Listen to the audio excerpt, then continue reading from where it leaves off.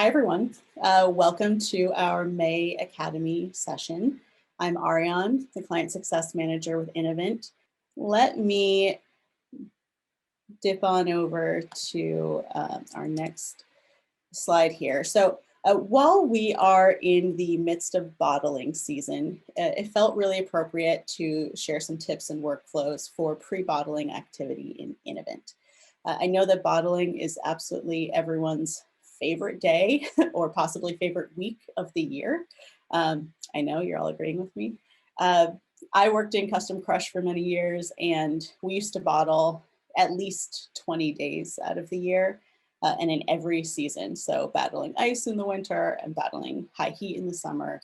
And if there's one thing I know, it's that planning for bottling and those weeks leading up to bottling is really everything. So how can we do that the best way possible in InnoVInt?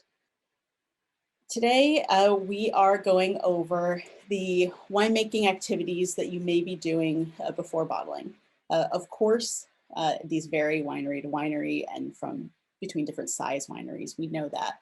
But we'll be sure to hit upon some of the major topics so you at least see one way to do it or more than one way to do it in InnoVInt. I also want to mention we're talking about pre-bottling today, but please plan to join us for next month's Academy session to talk about day of bottling and everything we can learn about that, because I know there's so much involved there as well. But for today, let's stay focused on InnoVInt actions and integrations that can help you prepare for bottling day. So we'll get started with blending. I'm going to head on over to InnoVInt now.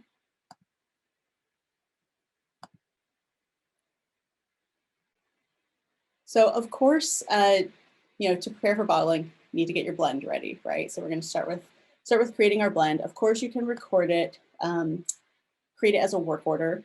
You can see we have that option now in our new global taskbar up here. So global title bar. So you can record a work order for a blend or record as a direct action. For planning purposes, I'm going to take us through the direct action version today, and we'll go through it together. So let's get that going. All right, everyone. So all I've done so far is click into record action and select blend, and I'm now on that blend page. We're going to put together a mock blend. The first thing I want to do is select my lots.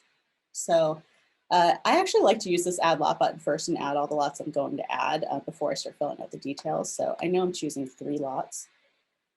And I'll go ahead and select those now. I know we're doing a Sauv Blanc and Semillon blend. And I have my 3 lots selected. And this is going to be kind of a reserve blend. So I'm going to be a little picky about my barrels. So I know that I am putting in these 4 for my first Sauv Blanc lot. And putting in these specific 6 from my Sauv Blanc Semillon blend that I already have. And then just 1 full Semillon. Okay. Now I can pull the full volume from each, or if I'm blending partial barrels, of course I can adjust that here. So if I were only taking 30 gallons of the Semillon, I could certainly just put that 30 gallons here, leave the remaining 30 in that barrel, blend it away in a subsequent action or break it down in a subsequent action. For the purpose of this, I'm going to take the full volume. Now, of course, you can create a new lot here. I already have one created, so I'll combine with my existing reserved lot code and select my vessel. And I'm going into tank 1 today. It's already sanitized. And you can, of course, add your ending fill here, or you may notice this dip option here. This is for the dip charts feature of InnoVInt. I'm going to touch base on that in a few minutes. For the purposes of right now, I'm just going to fill this to vessel capacity, and we'll come back to that. And we're not saving lees. So, of course, if you're doing blend trials, try to put together some blend options and you want to see what your end composition really would be. This is kind of the example I'm going through now. I'm mocking it up, and then I have this preview lot composition button in the lower right. This is what I want to point out to you. So if I click that, I can pull up my potential composition. So this is a really great tool to know about that's in your toolbox right now. If you had this blend, if you had volume in this blend beforehand, you would see that previous composition on the left.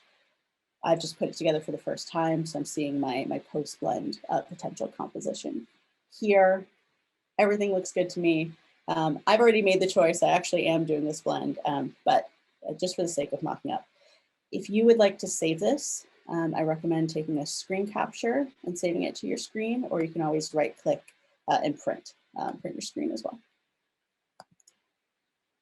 Since I really am recording this action, I really am just going to go back and add a few notes to the top. I really like to use notes for quality control type instructions in particular, right? So I was really gentle with bringing this lot to tank. We actually did it via Bulldog with nitrogen. And one thing I want to point out is if you're a custom crush, maybe this is an a la carte fee for this service. You might want to note that on this action as well, so you can always reference that back at the end of the month or whenever you're doing your billing for Custom Crush. So I'll add that note. We'll come down, we'll record this blend.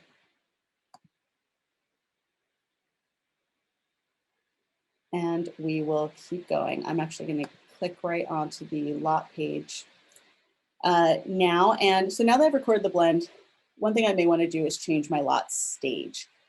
So I'm in aging right now. I think I want to change that to blended so I can reference it as such, especially since you often may put your blends together well in advance of bottling day. This is a good tool to have. While I'm here, I want to point out a few other stages. We have pre-bottling stabilization, which you can certainly use during the stabilization process. And of course, the bottled stage. This is an option to select when you're recording a bottling action. So you don't have to remember to necessarily come back and set this one, although you might. It just sort of depends on how you completed that action. And of course, we'll look at that next month. But we've set our stage to blended. Perfect. Once your final blend is assembled and in tank, you may choose to add a fining agent and set the tank to a cold stabilizing temperature. This is simply recorded as an addition action or an addition work order. So I actually have one here. We'll look at our fining work order. And I'm adding bentonite. And one thing I want to point out is I, again, like to use the notes to really specify those quality control steps. So whether it's tank mixing, how you're adding something, gassing the tank, temperature changes, whatever that may be, use those notes to specify that. I think that's important. You might also use this work order to kick off the cold stabilization process if this is sort of where it falls in your flow. I know, again, this may be different winery to winery or based on what fining agent you're using. In this case, I'm going to kick off cold stabilization after my addition. So I created a custom task. I changed the title of the custom task to cold stabilize, and I put in my instructions here. So that way I know my cellar crew definitely went through the step of starting and completing and setting that tank temperature as I needed them to. I do want to say, I mean, hopefully it's not too hot out yet and your chiller isn't working too hard. But I know that running the chiller to cold stabilizing temperatures can be expensive. It is not a cheap thing to drive those temperatures down this far, and especially maybe on multiple tanks, and especially in the summer. So with that in mind, you may want to really keep track of your temperature progress on that tank.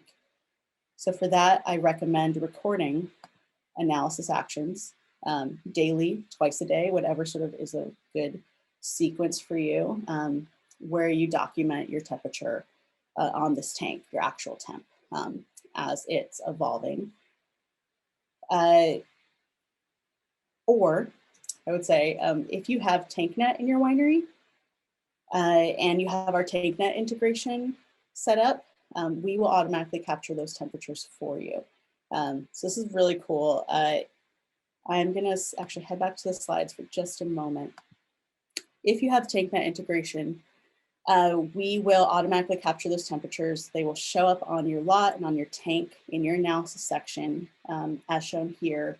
And we will capture that result each time your temperature is 1 degree or more different from the previous reading, or if it's been more than 24 hours since the last reading. So of course, this is super valuable during harvest. You can also capture bricks readings.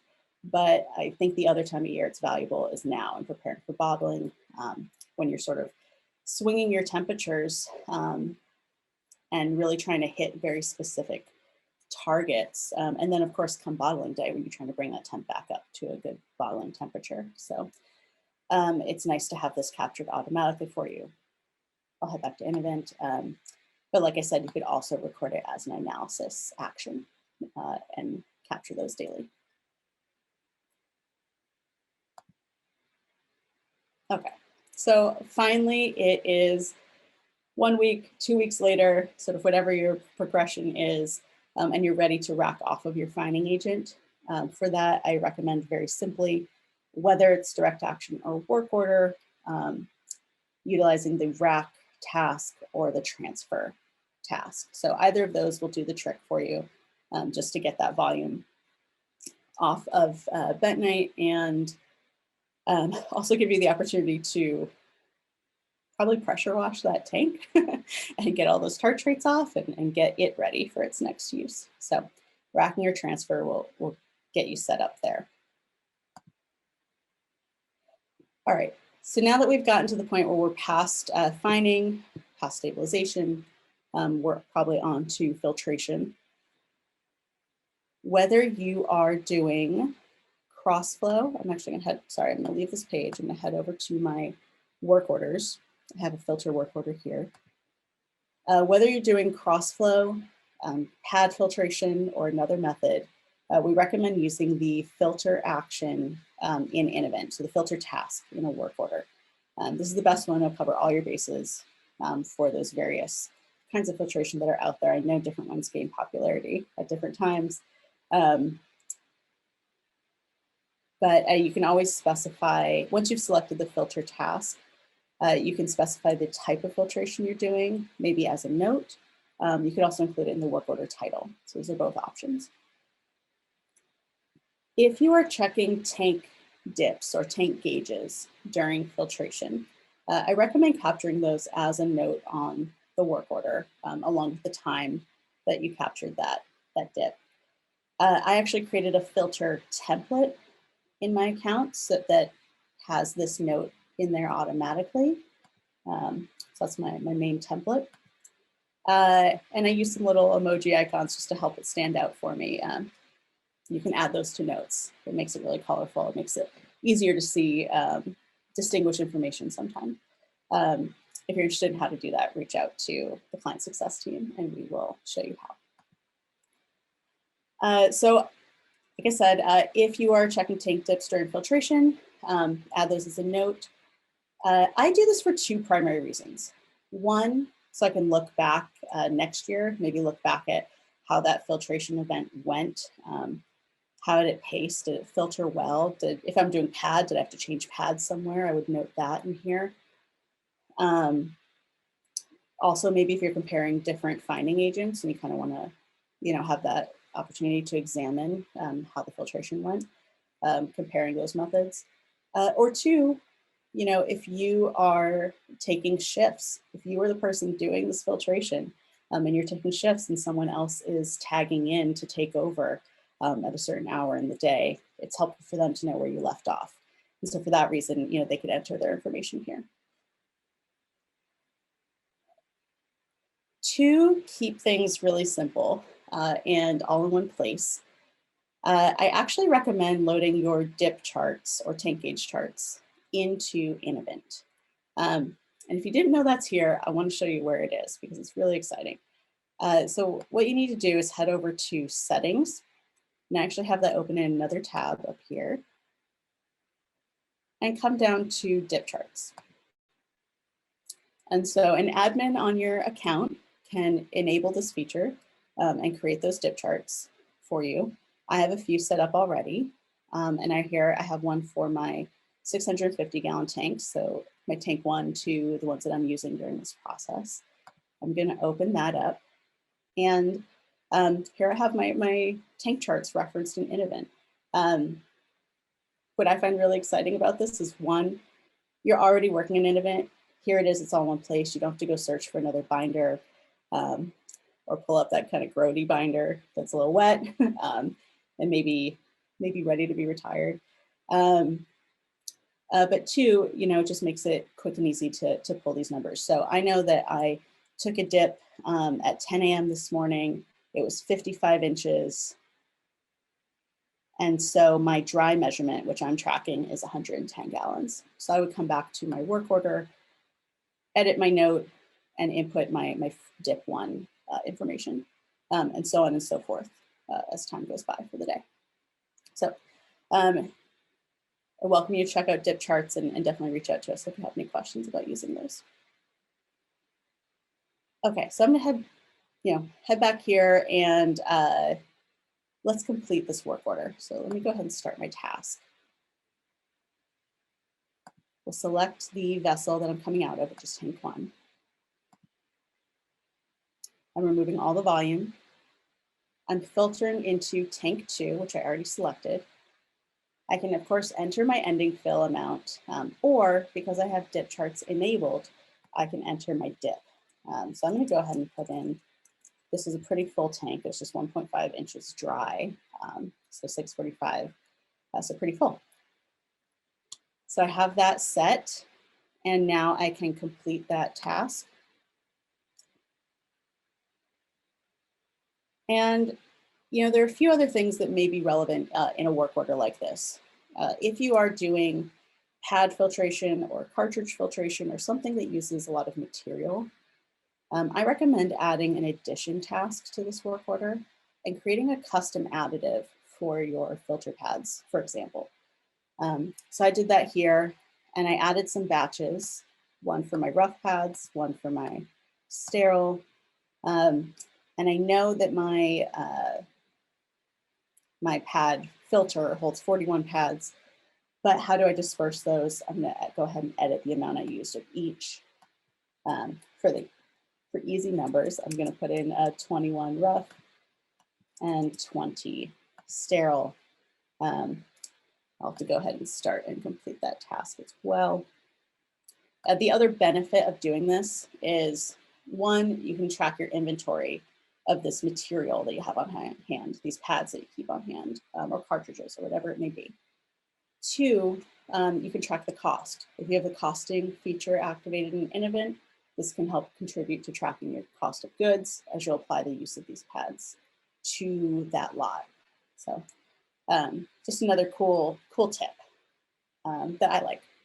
And I use pad filtration a lot, so this one was really helpful for me.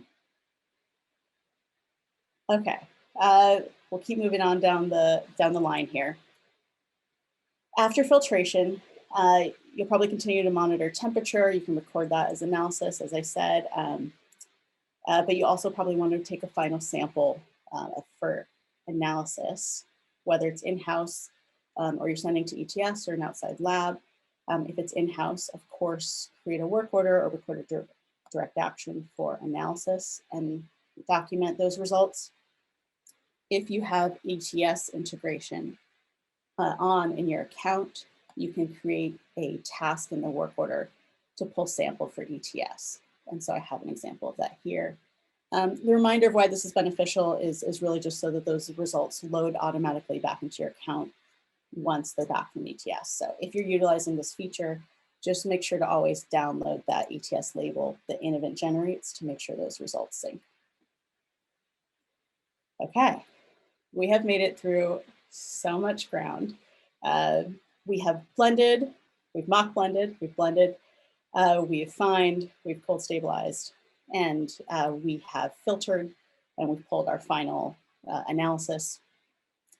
A couple other tips that I just wanted to share, things that I found helpful when I was using InnoVInt in my winery, is to actually use InnoVInt to help you track some of those peripheral tasks and planning tasks that you have to do around bottling. I was in management, so I had to do a lot of the like sort of offshoot tasks you don't think about: hiring the bottling crew, ordering nitrogen, ordering lunch, things like that. If it would help you to sort of keep those steps at the forefront of your mind and sort of slot them in amongst the wine work related to that bottling, you could do that. This is something I did for myself. I would create a custom work order with a custom task. I would retitle it. And I, set myself to hire my bottling crew. We used a mobile bottling line, so I had to call the staffing agency about a week ahead of time. And then a couple of days before, I had to order gas from the local supplier and get a couple dewars of nitrogen for bottling day. One other thing I might do, let's create one together actually, is order lunch. If you do anything, your staff will definitely let you know if you forget this one. So I'm going to go ahead and create a custom task and say, call the sandwich shop, day before, no onions for Bob. He'll never let me forget that. This was always very helpful for me. I know it seems simple, but just a great little tip. You can apply it to the winery, especially if you're bottling multiple lots that day, or if you're really just bottling one lot, you of course can apply this work order to the lot. I'll apply it to the winery. Assign it to myself. I'm Herman Munster today, and create that work order. And now at least I'll have that in my list of things to do to prepare for bottling. So of course, there are so many other planning and logistics items in the weeks and months leading up to bottling. If it's helpful to you to see those steps here, I recommend this. I also recommend the custom action for things like just sort of all those quality assurance little tasks leading up to bottling, maybe routine gassing of the tank, mixing in your sulfur adds if you're doing a sulfur bump just before, or changing tank temperatures, things like that. So custom action is a really great one for sort of all those peripheral things leading up to the bottling day. We are heading near the end of our session now. So I just want to mention, if anyone has any questions, start getting those in. I know that we covered a lot. There's so much we can cover. I think a key takeaway today is just to remember that InnoVInt is here for you. Utilize all that we have to offer. We have a lot of great little nooks and crannies to get into, and I hope that I highlighted those for you today.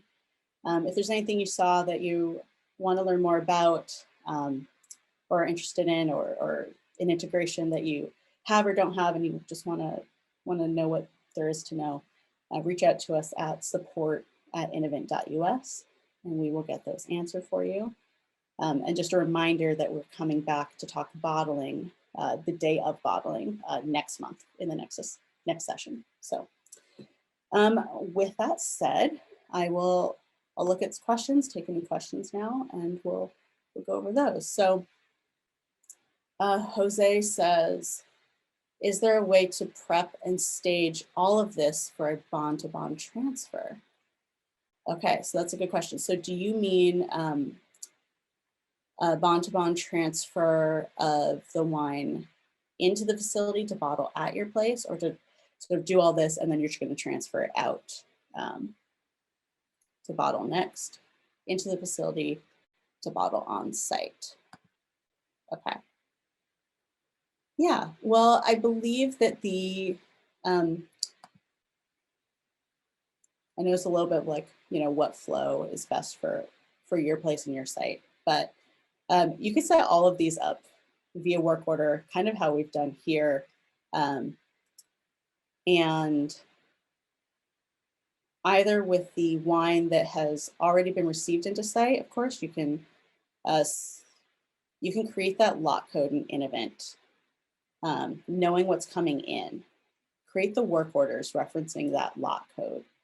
And then once it comes in, you'll simply record a B2B transfer into that lot code.